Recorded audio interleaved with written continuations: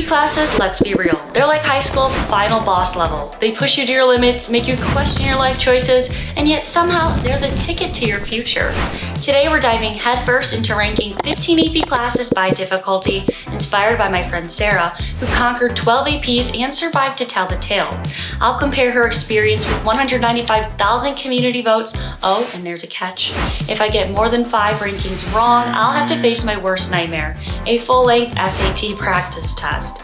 No pressure, right? Let's see how this goes. First things first, Sarah was the ultimate overachiever. By the time we graduated, she had taken 12 AP classes, balanced extracurriculars, and somehow still found time to binge watch her favorite TV shows.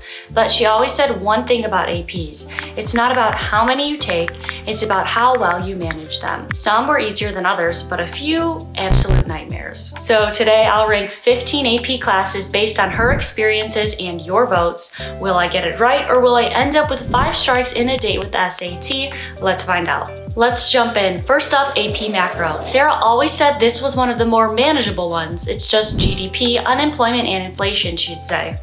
While there definitely is more to it, I agree it's not rocket science. I'm putting this in not bad. Next, AP Ling. Now, this one's all about analyzing arguments and writing essays. Sarah said it was a step up from macro, but not overwhelming. Let's call it hard.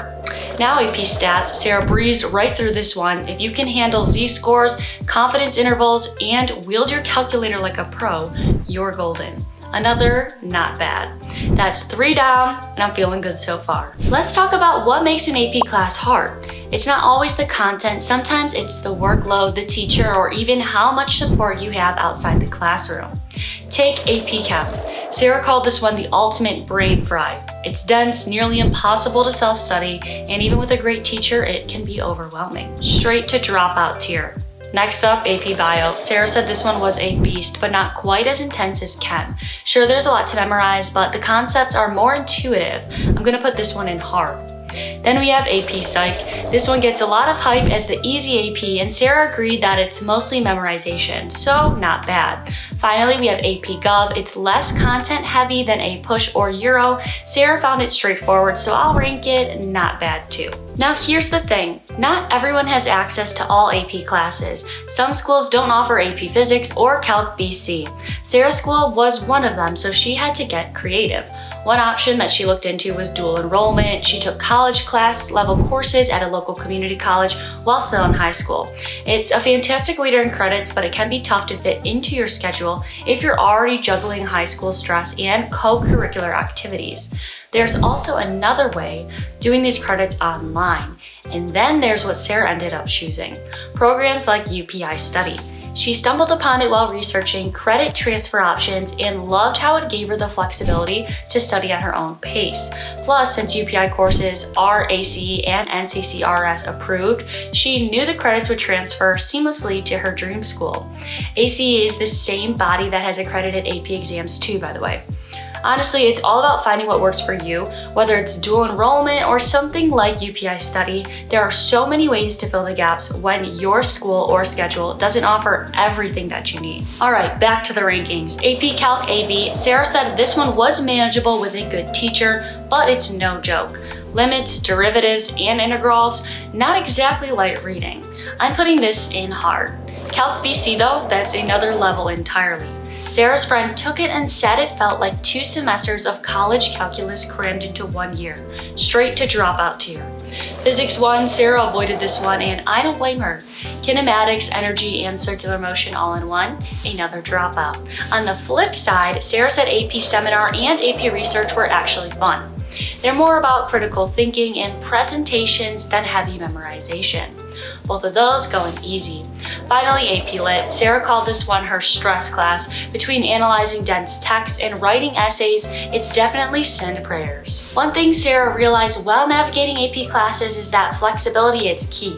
Online programs like UPI Study let her focus on what she needed without the stress of fitting everything into a rigid schedule. For example, she used it to explore psychology in depth beyond what the AP curriculum offered. It wasn't just about passing a test, it was about mastering learning the material at our own pace. That kind of learning isn't just helpful for high school, it's a game changer for college prep. And honestly, that's why programs like dual enrollment and UPI Study type online college credit platforms are worth looking into, especially if you're juggling multiple APs or trying to stand out in your college app. Let's wrap this up with the last few rankings. AP Environmental Science. Sarah laughed about this one. Pollution is bad, biodiversity is good. She'd say definitely easy. AP World History, covering the entire history of the world, sounds intense, but Sarah said it's more about breadth than depth. I'll rank it hard. Finally, AP Human Geography. Sarah said that this one's the ultimate starter AP, straight to easy. Here's the final ranking. Easy, Seminar, Research, Environmental Science, Human Geography. Not bad, Macro, Stats, Psych, Gov. Hard, Ling, Bio, Calc AB, World History. Send Prayers, Lit, Dropout Tier, Chem, Calc BC, Physics 1. So what's the takeaway? AP classes are tough, but how hard they feel really depends on your teacher, your study habits, and let's be honest, how much coffee you're willing to drink. But here's the important part, you control your path. For those of you feeling stuck, whether your school doesn't offer enough AP options or the classes you want seem out of reach, there are alternatives. Dual enrollment is a fantastic option, and online platforms that offer college credits are another game changer. Now, I know what you're thinking. College courses online must be expensive, but here's the thing.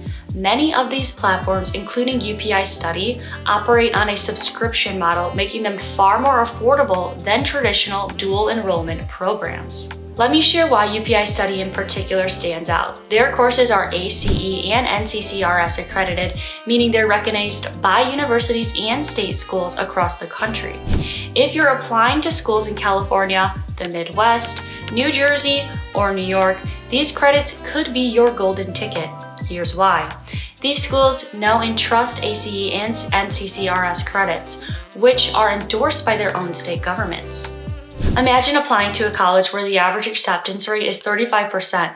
With UPI Study credits on your profile, your chances could jump to over 80% because schools love seeing those credits. It's not just about what you've studied, it's about showing that you've gone above and beyond to prepare for college. So if you're juggling AP classes, looking for alternatives, or just trying to boost your application, I can't recommend checking out these programs enough. The link's in the bio, take a look and see what works for you. Finally, let me know in the comments how you'd rank these AP classes or if you tried any of these alternative programs. Don't forget to like, subscribe, and share this video with your fellow AP warriors. Good luck with your studies, and I'll see you in the next one.